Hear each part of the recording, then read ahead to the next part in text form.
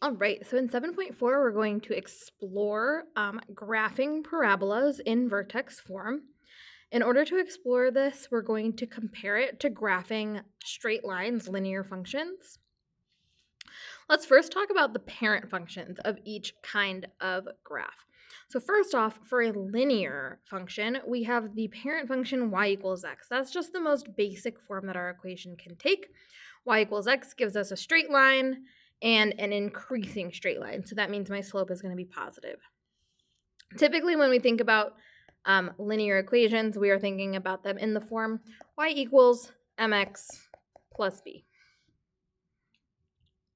Similarly, we have the parent graph of a parabola. The parent function is y equals x squared. That's the most basic form of the equation that I can use to get a parabola shape. And this is a concave up parabola, meaning that it is pointing upwards.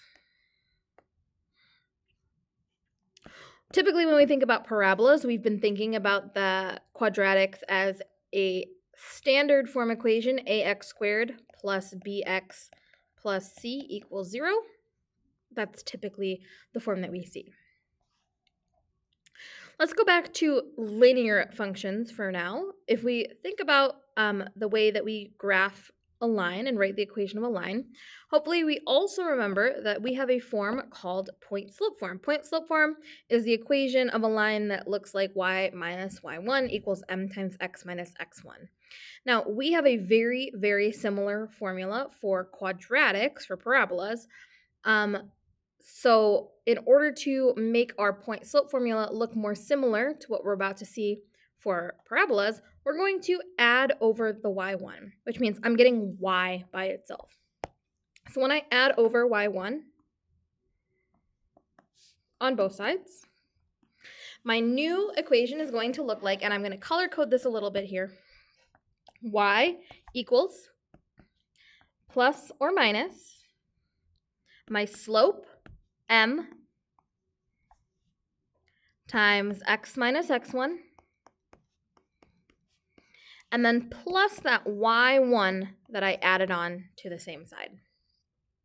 That plus or minus there is just there to tell us that our slope could either be a positive number or our slope could be a negative number.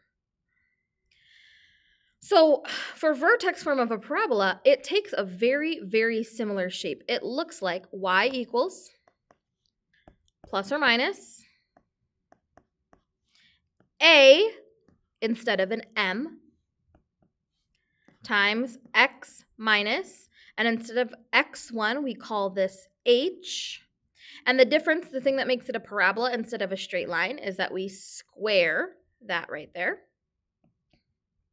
And then plus, and instead of saying plus y1, we call this a k.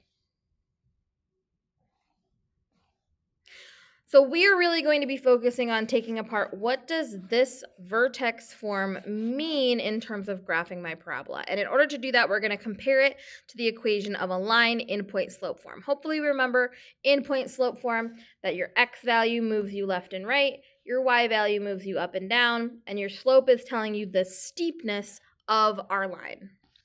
So in example 1, the only thing here that has changed, well, number 1, we have a positive slope here, which is going to tell me that my graph is increasing. Additionally, we have this 2 in the front. A 2 slope is going to make my line look steeper. As we can see, we can compare our parent function to our example 1 function, and clearly that line is just a little bit steeper because of that 2. Same thing here. In our parabola, again, we have a positive slope here, our positive a value. That tells me in parabolas that my shape is going to be concave up. And then the a value being 2, we don't call it getting steeper when we're talking about parabolas. We call this stretched. Or you can think of it as skinny. Everything else remains the same. There's no h value, there's no k value. The only thing we did to this parabola as compared to its parent function is we made it a little bit skinnier. Let's move on to the next slide. Again, we're comparing a linear versus a quadratic.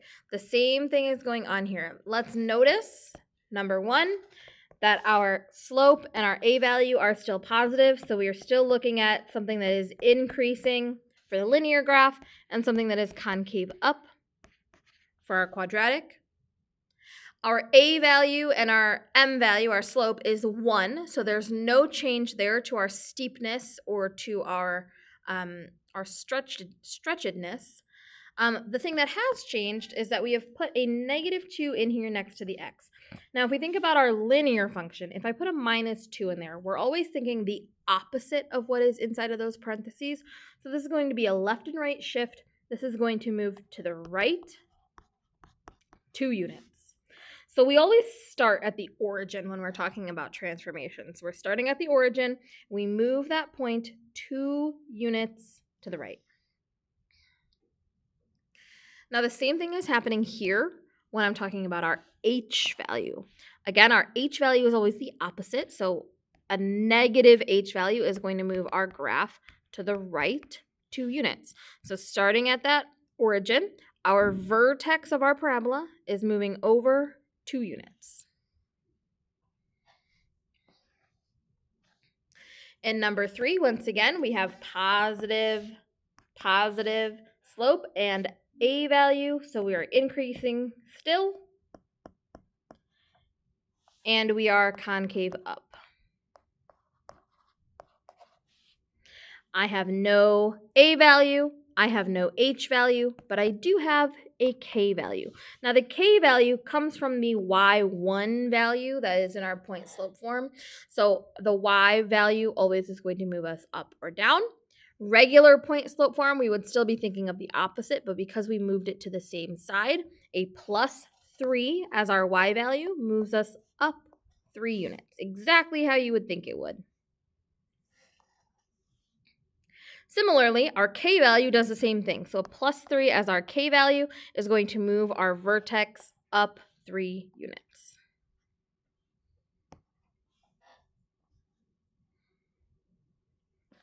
Now let's put a bunch of stuff together here. If I have, again, positive, I have an increasing, concave up. This time I do have an a value. That a value is 1/2.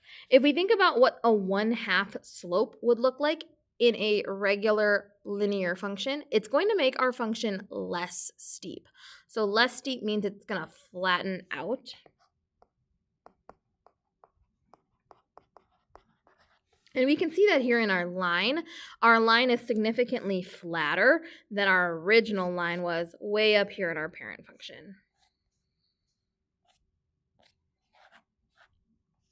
Other things that are going on. I have x minus -1, which is really a +1. And we're always thinking about the opposite value. So if that's a +1, I'm going to be moving to the left 1 unit. So starting from my origin, I move over to the left 1. Similarly, in my quadratic, the same thing is happening. My h value is -1, so I'm moving to the left 1 unit. Lastly, my k value here, this k minus 2, is going to move my graph down 2. So down 2 and down 2.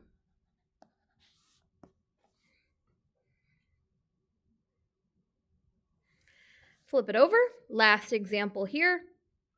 Again, we're going to start by looking at the sign, and this time I do have negatives. So when I'm talking about a linear function, we call that decreasing.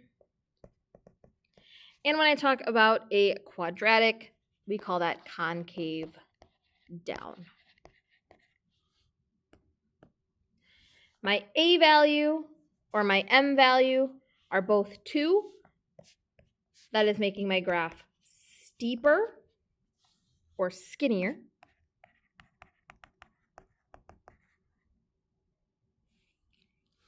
Did I talk about this one? I think I skipped this. Yes, this 1/2, when we call less steep, we call that getting compressed. So the opposite of stretched is compressed or fatter.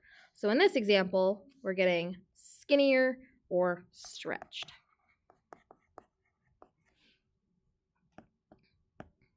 Our x value or our h value is a -3. Remember, always think about the opposite. So a -3 would move to the right 3 units. And then our y value or our k value is going to move up 1 unit.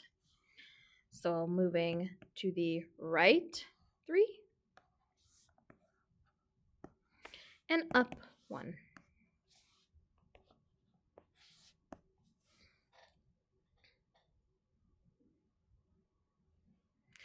So let's summarize everything that we just said here. There are 4 parts that we're looking at when we're talking about our parabolas. The first part is the sign of our a value, our first term here. That sign being positive will give us a graph that is concave up, and that sign being negative will give us a graph that is concave down. The a value is kind of tricky here. If a equals 1 or it is not written, we call that no change or neither. That's similar to our parent function. If a is anything greater than 1, that is called being stretched or skinny. And then we're not really necessarily concerned about the sign of this, so I don't want to talk about negative numbers, but I do want to talk about all the numbers where a is between 0 and 1. So those are like my fractions. If a is a fraction less than 1, it is going to be compressed,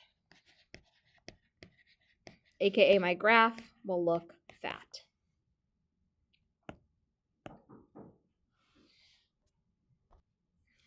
Next up is the h value. The h value is going to move our graph left and right, and it's always the opposite of what we think. So if it says x plus h, I'm going to be moving to the left. And if it says x minus h, I'll be moving to the right. On the other hand, the k value is always exactly what it looks like. If it says plus k, I'll be moving upwards. And if it says minus k, I'll be moving my vertex downwards. And that's vertex form.